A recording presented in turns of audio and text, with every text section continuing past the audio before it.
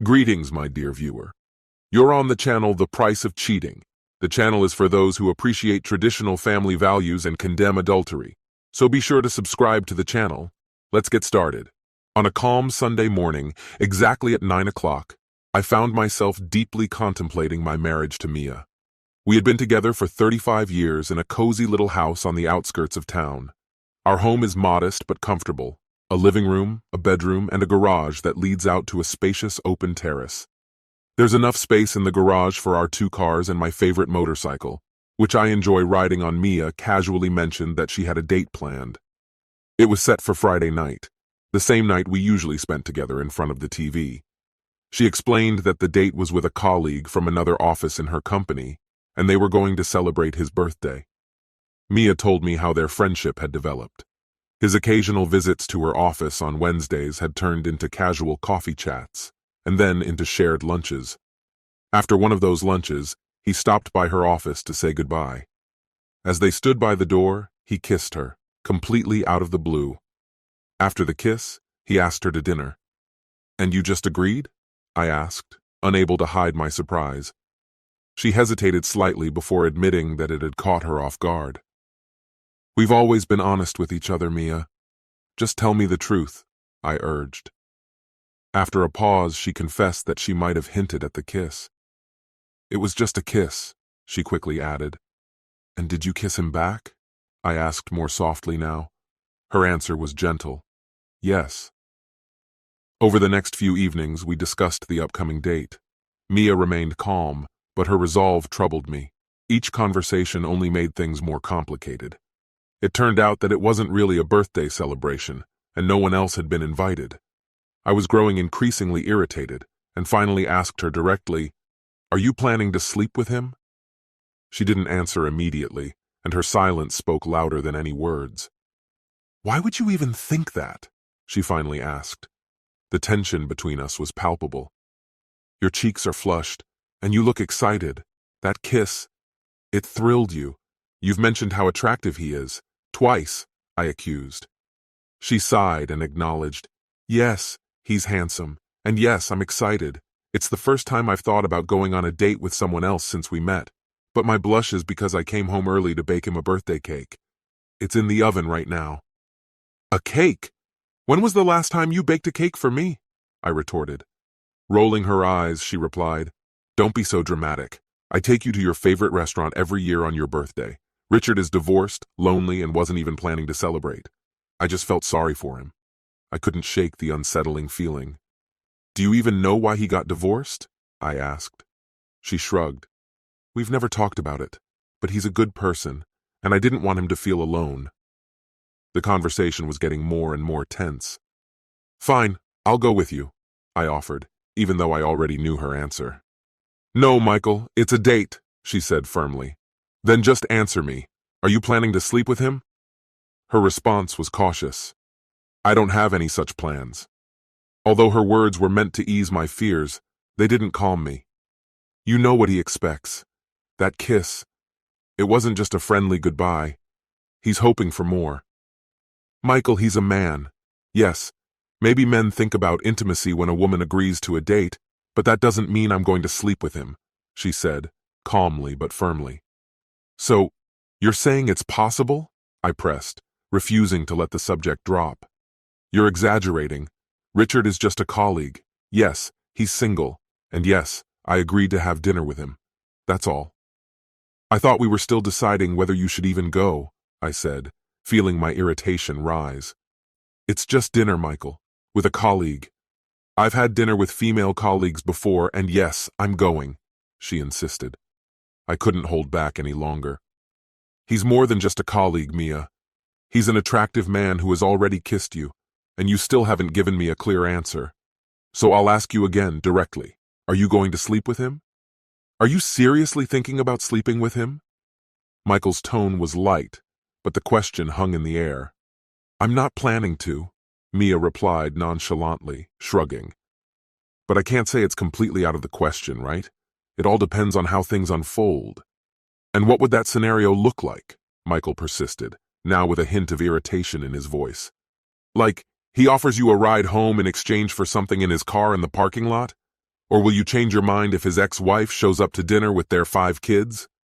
Changing the subject abruptly, Michael asked, "How are you even planning to get to this dinner?"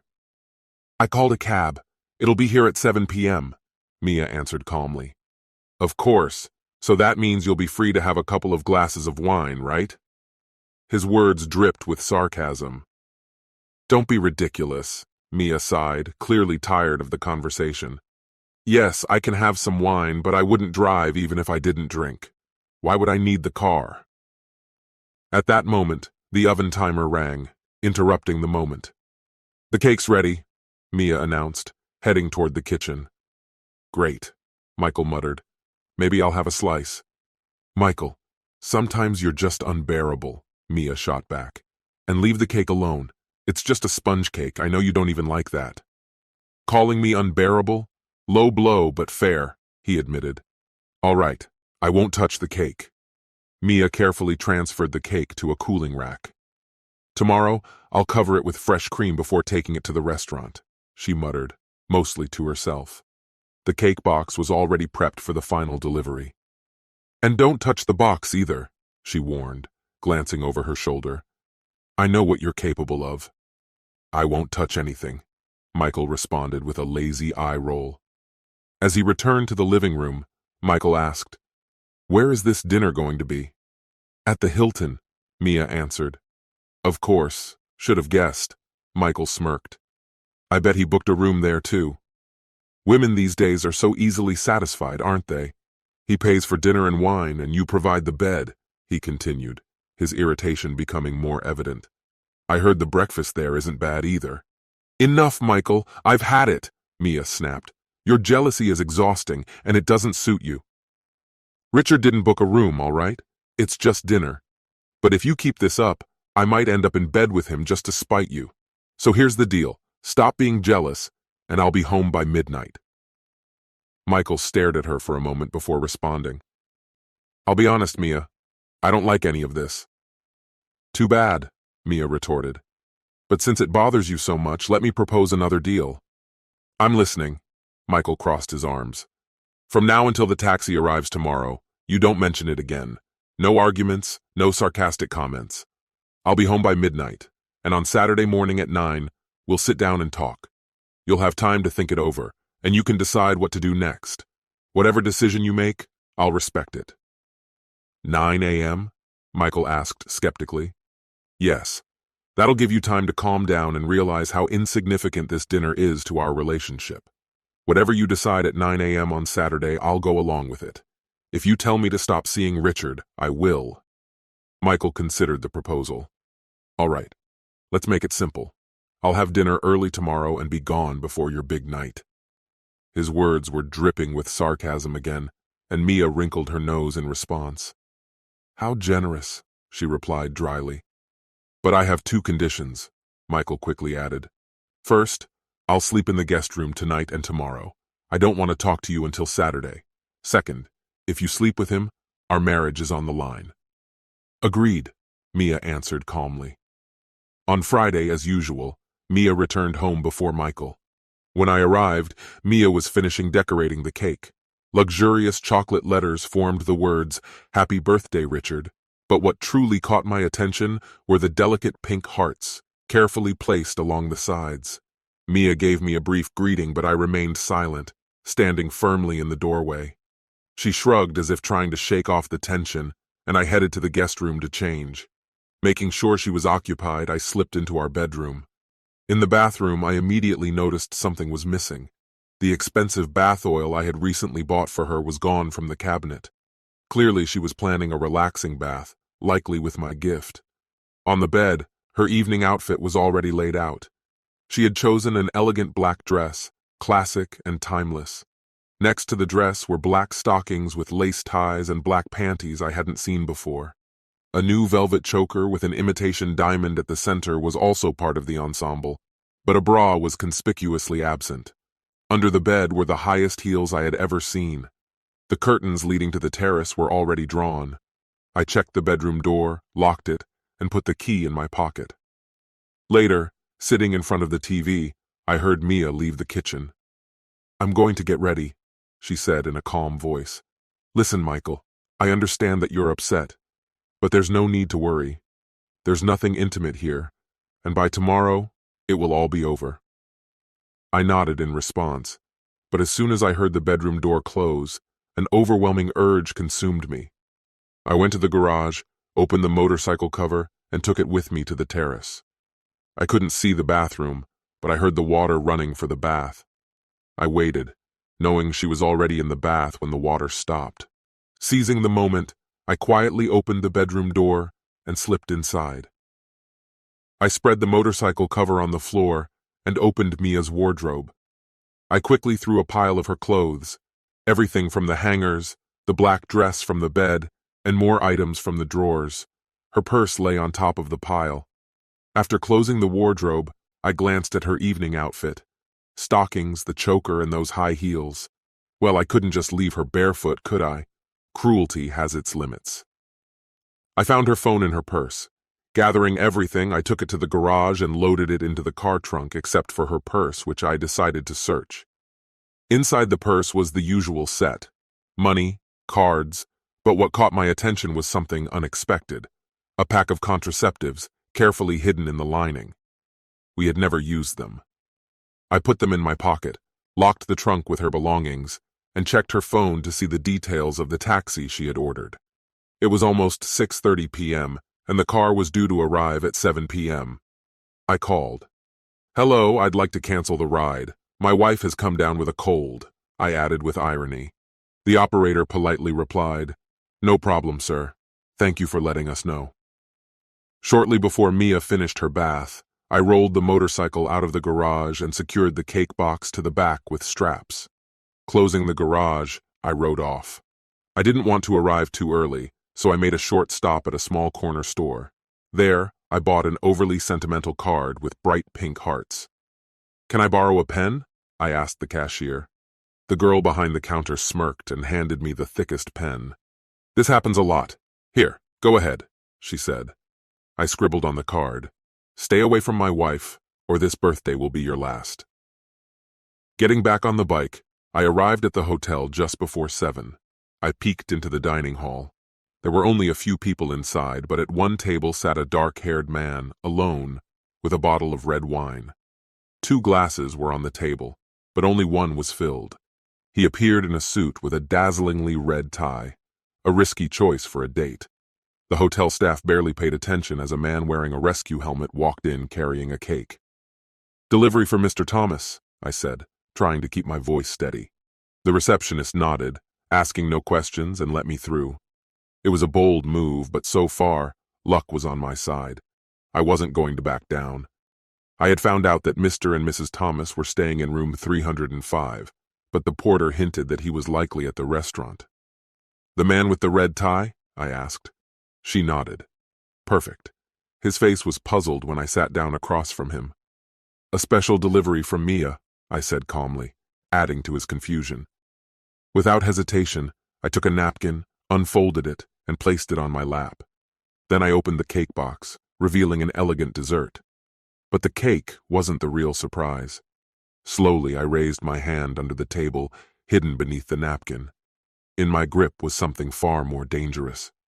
"It's your birthday, and I have a gun. Say one word. It'll be your last," I whispered. "Understand?" I asked. His face turned pale, and he gave a slight nod. I kept my hand under the table, aiming the weapon at him. "Now I'm going to ask you a few questions. Mia has already answered them, and by the way, she's my wife. If you lie, the next thing you'll see is your blood splattered all over the restaurant. Got it?" His face turned even paler. He nodded vigorously again.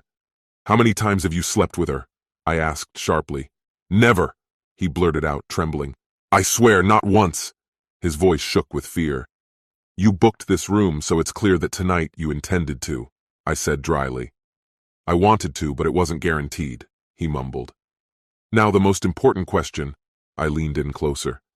"Did Mia know you booked the room?" His throat tightened as he nervously swallowed. "Yes," he admitted. I quickly looked around. No one had noticed us. "You know how a man feels when his woman betrays him? So, you've got 2 choices. I paused to let him grasp the gravity of my words. Either I pull the trigger, and don't think I won't, because Mia is the love of my life, and she betrayed me, or I leaned in even closer, lowering my voice. Or you shove your face into this cake right now. The choice is yours. His response was immediate. He buried his face into the cake, cream smeared over his ears, completely ruining that ridiculous red tie. As he sat there, his face covered in cake, I quietly withdrew my hand from under the napkin. There wasn't a gun at all, just a bag filled with cream. I squeezed it, and the contents spilled onto his lap. "Well, Richard," I said with fake cheer, "you got your cream pie exactly where you wanted it." I crumpled the napkin and placed it next to the card I had left on the table. With his face still buried in the cake, I stood up. A few guests glanced over as I calmly drained his glass and poured the remaining wine over his head. No one said a word. When I got home, Mia was lying on the couch in a robe and slippers, her hair still wet from the shower. Not exactly the reaction you'd expect from someone who had just been caught cheating. "What did you do, Michael?" she shrieked. I put a finger to my lips and whispered, "Saturday at 9. Without another word, I went to bed. The next morning, I woke her up at 7 by throwing her clothes on the bed. "How did you get in here? I locked the door," she exclaimed in confusion. I waved the spare key in front of her, the one I'd used to enter through the terrace door. Then, without another word, I got on my motorcycle and rode to the next town for breakfast, leaving her to process what had happened. At exactly 9 o'clock, I returned home as planned. We sat at the dinner table, facing each other in tense silence. Mia's face twisted in displeasure as I placed a large, sharp cake knife between us on the table. She was dressed in a simple tracksuit. "You'd look better in a dress, Mia," I remarked. "These clothes are so drab. Maybe you should try something different. Stockings, maybe a choker." She didn't respond to my suggestion. Instead, she asked, "What else did you do last night besides taking my clothes?" "I stopped by the hotel," I replied calmly. "Told Richard you wouldn't be coming. But don't worry, I gave him the cake you made. He really liked it. Couldn't get enough, actually. Oh, by the way, here's your bag and phone. Oh, and I deleted his number. You won't be getting it back until Wednesday." "I might get it back," she muttered. "Let's not forget about last week," I continued. "You kept telling me over and over that your evening was just a dinner. You insisted nothing more was planned, swore there was no hotel reservation. But here we are, and just to remind you, you agreed to accept whatever I decide at exactly 10 o'clock. Mia nodded, without saying a word. "I checked the hotel," I said. "Turns out Richard did book a room, and from what I found out there's no way you didn't know, so tonight I get what I want. You'll be sleeping in the guest room. I'll be filing for divorce this week. By the weekend, I want you out of here." "I don't care where you go," I added coldly. Her face twitched, her mouth opened in shock, just like Thomas's when he realized it was all over. "I'm selling the house. You'll get nothing and don't expect any alimony. You'll have to manage on your own, and there's absolutely no chance." I paused, hitting myself on the head in frustration. "That's it," I declared. "Michael, please," she quietly begged. "No. Did you really think you could just run off, sleep with some random guy, and I'd just sit here like a fool?" "We never—" she began, but I cut her off. "It doesn't matter. Stockings, a thong, no bra, that's what matters. You said you'd be at dinner for about an hour. That left you nearly 3 hours before you were supposed to call a taxi. What were you planning? Another few rounds before heading home?" "We're going to argue about furniture anyway, so let's start now," I said, pulling out 3 contraceptives and laying them on the table. I drove the knife into them, pinning them to the table. "You can keep this table. You're a deceitful, lying woman. I regret spending 35 years on you, and that's just our marriage." This concludes the story. If you like it, then put your powerful like and subscribe to the channel.